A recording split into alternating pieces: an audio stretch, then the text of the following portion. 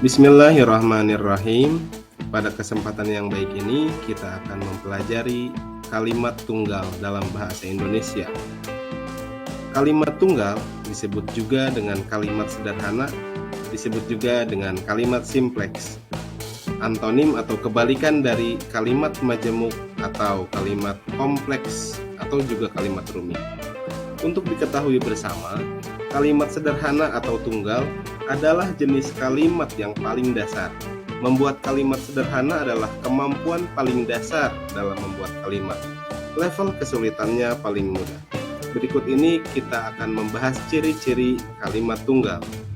Yang pertama, ciri-ciri kalimat tunggal yaitu ia hanya memiliki satu struktur kalimat, tidak bisa dipecah. Struktur kalimat yang dimaksud di sini adalah subjek, predikat, objek, keterangan, dan pelengkap.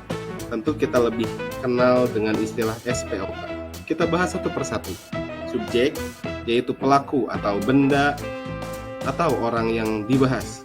Contoh, saya membaca buku. Pelaku pada kalimat ini adalah kata saya. Orang yang sedang dibahas pada kalimat ini adalah kata saya. Kata saya adalah subjek. Kemudian predikat. Saya membaca buku. Pekerjaan pada kalimat ini adalah kata membaca. Kondisi pada kalimat ini adalah membaca. Namun perlu diketahui bersama, predikat adalah pekerjaan, kondisi, atau pembahasan. Maka dari itu, karena bersifat pekerjaan, bisa dibuat dari kata kerja, itulah predikat, atau kondisi, maka kata kerja atau maka predikat bisa dibuat dari kata sifat. Yang ketiga, objek, yaitu target atau orang, benda yang dikenakan pekerjaan. Pada contoh yang tadi, saya membaca buku, target yang dikenakan pekerjaan adalah buku, maka buku ini objek. Cirinya ia sebuah objek, biasanya kata kerja bisa diubah dari aktif menjadi pasif.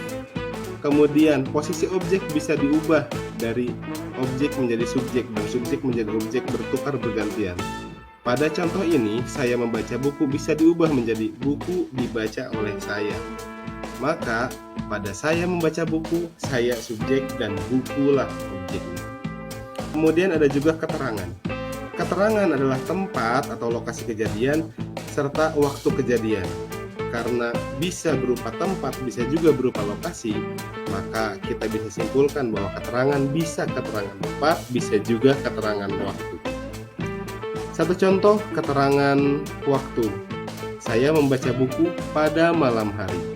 Kata pada adalah kata depan penunjuk waktu, sementara malam hari adalah kata keterangan waktu pada kalimat ini. Pada malam hari merupakan keterangan waktu. Kita beri contoh keterangan tempat. Saya membaca buku pada malam hari di kamar. Kata di adalah kata depan penunjuk tempat, dan kata kamar adalah keterangan tempat pada kalimat ini. Kata di serta kata pada di contoh ini, kalimat ini merupakan preposisi atau kata depan di mana jenis kata tersebut tidak bisa berdiri sendiri, tidak memiliki makna sendiri, kecuali ia harus berdampingan dengan kata yang lain. Kita akan bahas itu pada materi kata tugas. Selanjutnya ada pelengkap. Pelengkap adalah sifat atau bilangan yang melekat pada predikat atau keterangan. Kita beri contoh yang tadi. Saya membaca buku pada malam hari di kamar yang rapi. Kata yang rapi adalah pelengkap untuk kata kamar. Bisa dibuang kata yang rapi. Dan ini kata rapi melengkapi kata kamar, sehingga kita bisa lebih mendeskripsikan seperti apa kamarnya. Kita bisa simpulkan bahwa hanya ada satu struktur pada kalimat tersebut. Satu subjek, satu predikat, satu objek, satu keterangan tempat, satu keterangan waktu, dan satu pelengkap. Inilah alasan mengapa kalimat tunggal atau kalimat sederhana memiliki satu struktur. Di antara sekian banyak struktur tadi, ada dua struktur yang sifatnya wajib, yakni subjek dan predikat, sedangkan objek kemudian keterangan tempat, keterangan waktu, serta pelengkap, sifatnya opsional bergantung kebutuhan. Tapi apabila subjek dan predikatnya tidak ada, maka kalimat tersebut tidak sah. Sebab itu akan memberikan kerancuan atau kegamangan dalam makna, sulit dimengerti. Ciri-ciri kalimat tunggal yang kedua yaitu dia tidak memiliki konjungsi atau kata sambung. Kata sambung yang dimaksud adalah konjungsi intrakalimat, bukan konjungsi antar kalimat, yaitu kata dan, dengan, atau tetapi. Kata-kata tersebut tidak akan muncul di dalam sebuah kalimat tunggal. Jika kata-kata tersebut muncul di kalimat tunggal, maka kalimat tersebut sudah bukan lagi kalimat tunggal, melainkan kalimat majemuk atau kalimat komplit.